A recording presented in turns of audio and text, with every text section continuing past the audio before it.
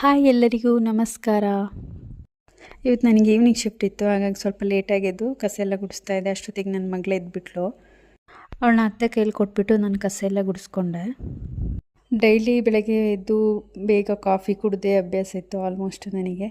ಹಾಗಾಗಿ ಸ್ವಲ್ಪ ಚೇಂಜಸ್ ಇರಲಿ ಅಂತ ಹೇಳ್ಬಿಟ್ಟು ಸ್ವಲ್ಪ ರಾಗಿ ಅಂಬಲಿ ಮಾಡ್ಕೊಂಡು ಕುಡಿಯೋಣ ಅಂತೇಳಿ ರಾಗಿ ಅಂಬಲಿಗೆ ಸ್ವಲ್ಪ ತುಪ್ಪ ಹಾಕ್ಕೊಂಡು ತಿಂತಾಯಿದ್ದೆ. ಚೆನ್ನಾಗಿತ್ತು ಟೇಸ್ಟು.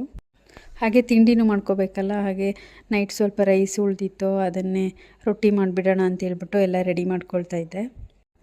ಈ ಥರ ಅಕ್ಕಿ ರೊಟ್ಟಿ ಇದೆ, ಫಸ್ಟ್ ಟೈಮ್ ನಾನು ಮಾಡ್ತಾಯಿರೋದು. ಟ್ರೈ ಮಾಡಿ ನೋಡೋಣ ಅಂತ ಹೇಳ್ಬಿಟ್ಟು ಮಾಡಿದೆ.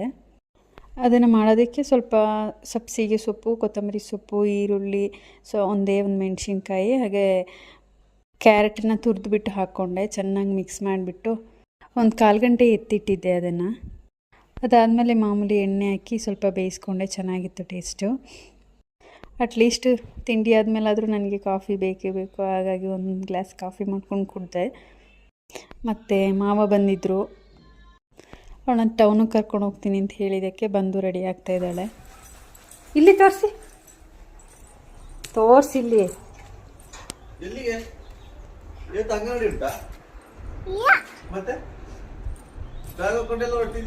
ತೋರ್ಸಕ್ಕೇನು. ಬಾಯ್ ಬಾಯ್.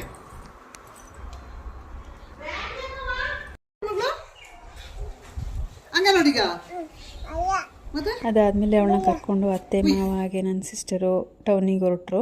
ನನಗೂ ಸ್ವಲ್ಪ ಮನೇಲಿ ಕೆಲಸ ಇತ್ತು, ಅಂದರೆ ಬಟ್ಟೆ ಮಡ್ಚೋದೆಲ್ಲ ಇತ್ತು. ಬಟ್ಟೆ ಎಲ್ಲ ಮಡಚಿ ಕಬೋರ್ಡಲ್ಲೆಲ್ಲ ಜೋಡಿಸಿಟ್ಬಿಟ್ಟು ಹಾಗೆ ಡ್ಯೂಟಿಗೂ ಸಹ ಹೊರಟೆ.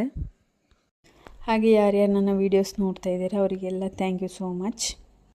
ಹೀಗೆ ಸಪೋರ್ಟ್ ಮಾಡ್ತಾಯಿರಿ ಅಂತ ಹೇಳ್ತಾ ಟಾಟಾ ಬಾಯ್ ಬಾಯ್, ಸಿ ಯು. ಹಾಗೆ ನನ್ನ ವೀಡಿಯೋ ಹೇಗಿತ್ತು ಅಂತ ಹೇಳ್ಬಿಟ್ಟು ಕಮೆಂಟ್ ಮಾಡಿ.